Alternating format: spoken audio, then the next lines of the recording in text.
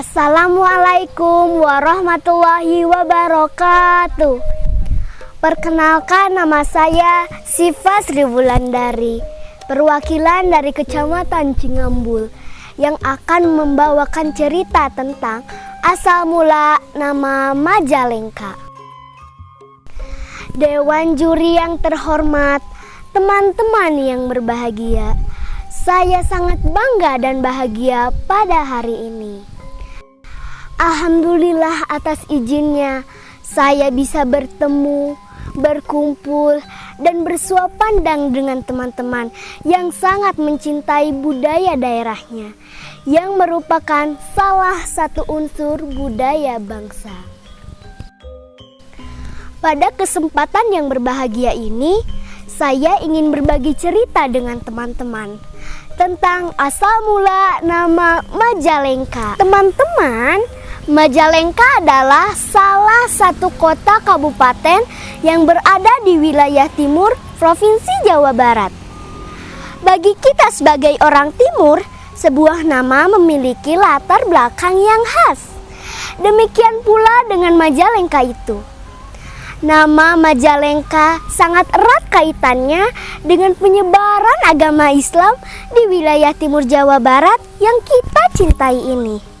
Bagaimana kisah tentang asal mula nama Majalengka tersebut? Penasaran?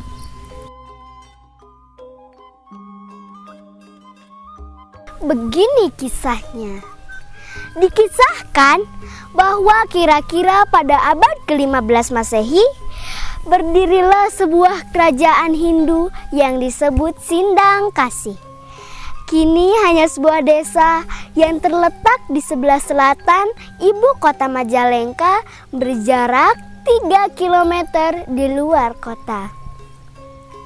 Kerajaan itu diperintah oleh seorang ratu yang sangat cantik, jelita, dan sakti, serta taat terhadap agama yang dipeluknya.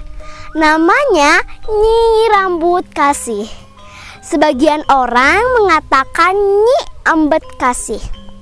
Berkat kepemimpinan ratu yang bijaksana dan sakti tersebut, Sindangkasih menjadi suatu daerah yang aman makmur, gemah ripah loh jinawi, tata tentram kertara harja. Rakyatnya hidup tentram damai dan aman sentosa. Reaketan, reaketon. Demikian sejahtera dan bahagianya, sehingga Sindangkasih mendapat gelar Sugih Mukti, yang berarti kaya serta bahagia. Penghidupan rakyatnya sendiri seperti bercocok tanam, terutama padi. Sedangkan pakaiannya ditenun sendiri dari kapas hasil tanamannya. Di lembah-lembah sungai ditanami tebu yang dibuat gula merah di samping gula aren. Sebagian daerah Sindangkasih terdiri dari hutan rimba yang membujur ke arah utara dan selatan. Konon kabarnya dalam hutan itu penuh dengan pohon maja. Batangnya lurus dan tinggi, tetapi daunnya kecil-kecil dan pahit, berkhasiat untuk mengobati penyakit demam. Suatu hari, Ratu Rambut Kasih bercengkrama dengan Paman Lengser dan para petinggi, karena ada suatu hal yang membuat hati Ratu Rambut Kasih gundah. Kata Ratu Rambut Kasih, "Paman Lengser dan seluruh petinggi Sindangkasih yang saya hormati, saya sangat bahagia melihat Sindangkasih subur makmur. Rakyatnya hidup bahagia, para pemimpin bekerja dengan jujur dan mengutamakan rakyat kecil.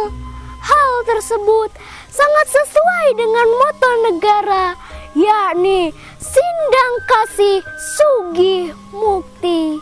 Betul, Nyi Ratu. Itu semua berkat kepemimpinan Nyi Ratu yang membimbing kami serta rakyat Sindang Kasih dengan penuh cinta kasih. Namun, hati saya sangat gundah, Paman. Ada apa gerangan Nyi Ratu? Begini, Paman. Saya mendapat kabar bahwa rakyat Sindang Kasih yang berada di sebelah selatan telah menganut ajaran baru, yaitu Islam. Apakah benar, Paman? Ampun Nyi Ratu, Paman yakin Nyi Ratu lebih tahu. Teman-teman yang berbahagia, sementara itu pada tahun 1552 sampai 1570 di Cirebon ada pemerintahan yang dipimpin oleh seorang guru besar Islam, yaitu waliullah bernama Syekh Syarif Hidayatullah atau Sunan Gunung Jati. Konon di Cirebon banyak orang yang terserang penyakit demam yang sangat hebat dan menimbulkan banyak korban. Sunan Gunung Jati karena seorang wali, beliau sangat waspada dan mengutus putranya yang bernama Pangeran Muhammad untuk mencari pohon maja ke daerah Sindang Kasih, guna dijadikan ramuan obat penyembuh bagi rakyatnya, sekaligus dalam rangka menyebarkan agama Islam. Pangeran Muhammad berangkat menuju Sindang Kasih disertai istrinya yang bernama Siti Armila yang berasal dari Demak Mataram, yang diserahi pula tugas untuk membantu suaminya menyebarkan agama Islam. Nyi Rambut Kasih sebagai Ratu Sindang Kasih yang waspada permana tinggal telah mengetahui akan kedatangan utusan Sunan Gunung Jati itu. Hatinya tidak rela daerahnya diinjak oleh orang lain yang beragama Islam. Konon kabarnya sebelum Pangeran Muhammad bertemu dengan Ratu Sindang Kasih, hutan Sindang Kasih yang mulanya penuh dengan pohon maja dicipta berganti rupa menjadi hutan raya yang sangat lebat. Tanpa sebatang pun tumbuh pohon maja yang berkhasiat itu.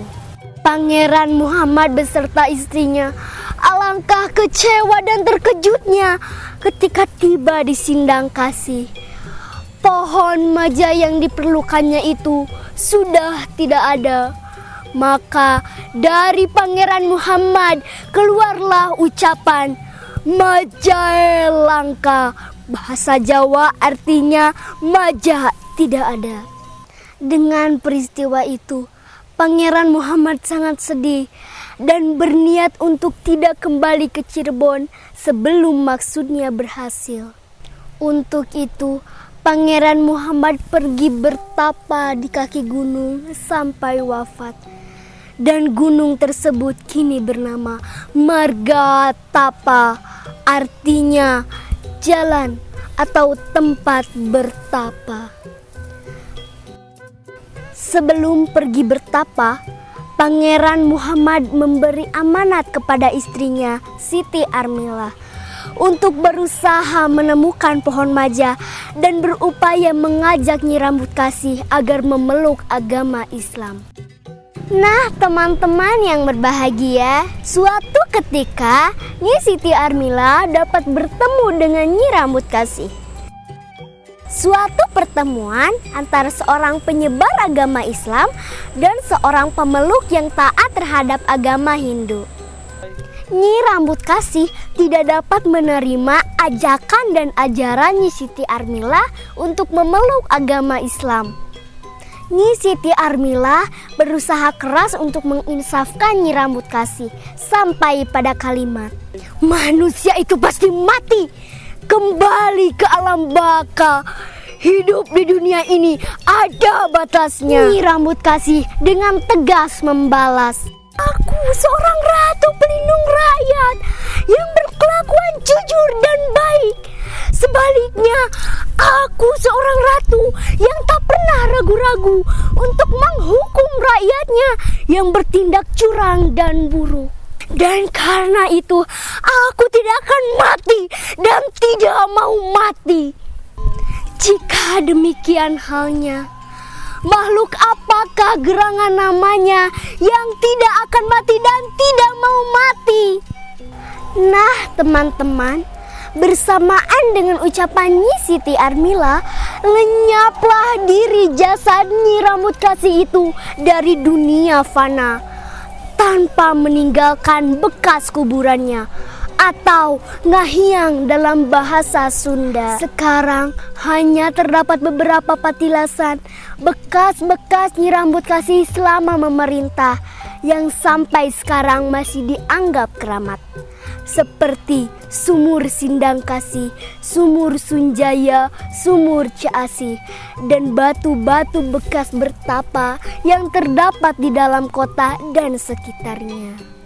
Bagaimana kisah selanjutnya?